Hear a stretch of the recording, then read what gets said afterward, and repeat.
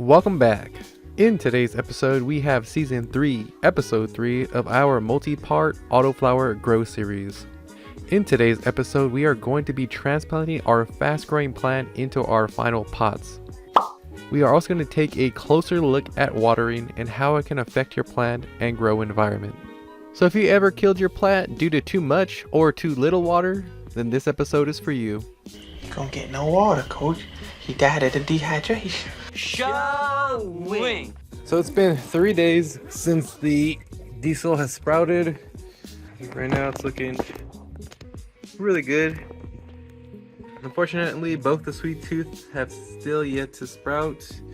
And I came in here earlier just to check on things and found that the roots are already poking out of the bottom. When a plant's roots poke out from the bottom, this indicates that they are outgrowing their pot and need to be transplanted into a larger one.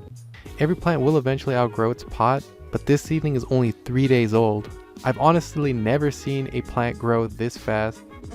The flash. I'm just gonna go ahead and input it in the final pot here. Now I did start another sweet tooth right here. Now it's under the heat mat and it's currently under this little shop light that I have for my seedlings.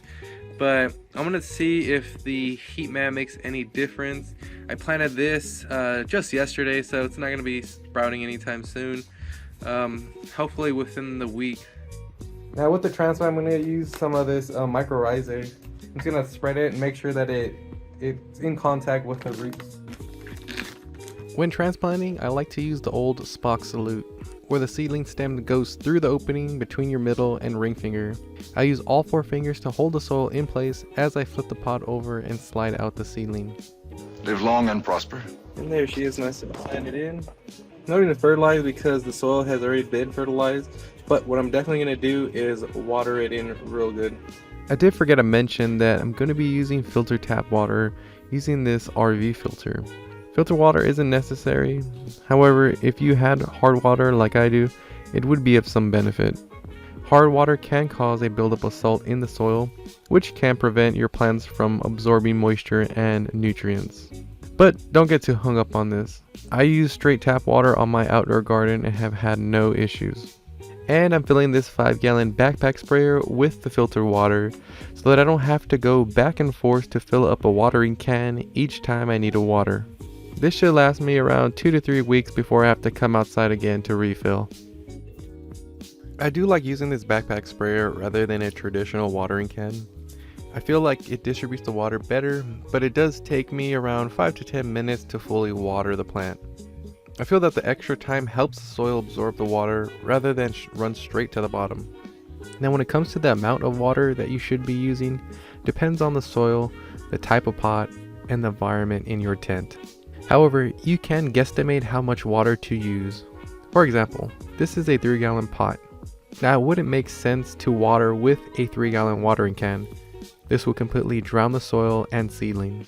Even watering with half the amount of the pot, in this case 1.5 gallons, is still way too high. So a good place to start is to water with about a quarter of the amount of soil that is used, maybe even a little less.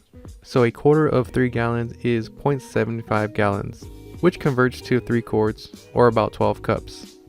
Use this as a good starting place and then adjust as needed. With my backpack sprayer, I calculated the amount of pumps and it works out to about 2 quarts of water. So again, remember, the amount of water that is needed is unique to every grow environment.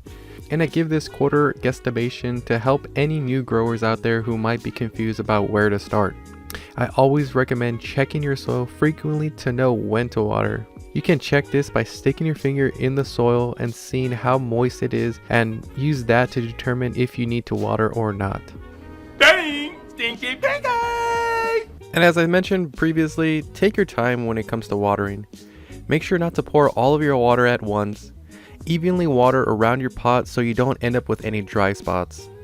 Try to avoid having wet soil splash onto your leaves when watering as well. If wet soil ends up on your leaves, this can cause disease and or mold to grow.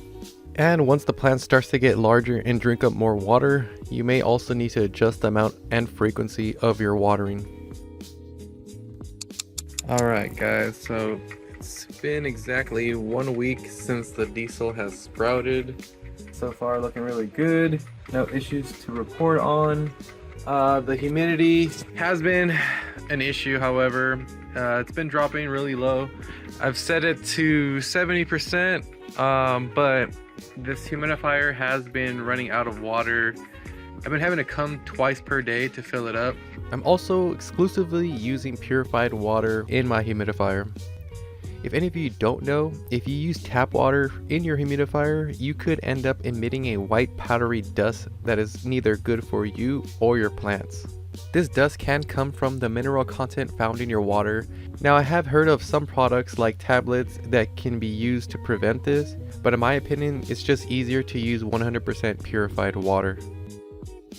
And as for the other two sweet tooths, they still have yet to sprout, along with the remaining sweet tooth here that's still under the heat mat, and nothing so far. So I highly doubt these sweet tooths are going to sprout. Quite frankly, I think they're just duds.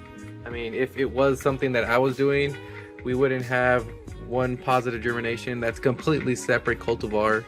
And again, I mean, this exact soil mix I make for all my plants, and I have good germination overall. So definitely it's not anything that I'm doing wrong. So it's definitely the seed pack that I got, but not much else to report on. Just giving you guys a quick little update. And that concludes today's episode. So I hope you guys all enjoyed it. Now, if you have any questions pertaining to my grow or yours, you can leave a comment down below and I'll definitely get to answering it. And if you want, you can also send me an email, which I'll be linking my address down below in the description. That way you can send me a bit of a more detailed message, just in case you want to post it online.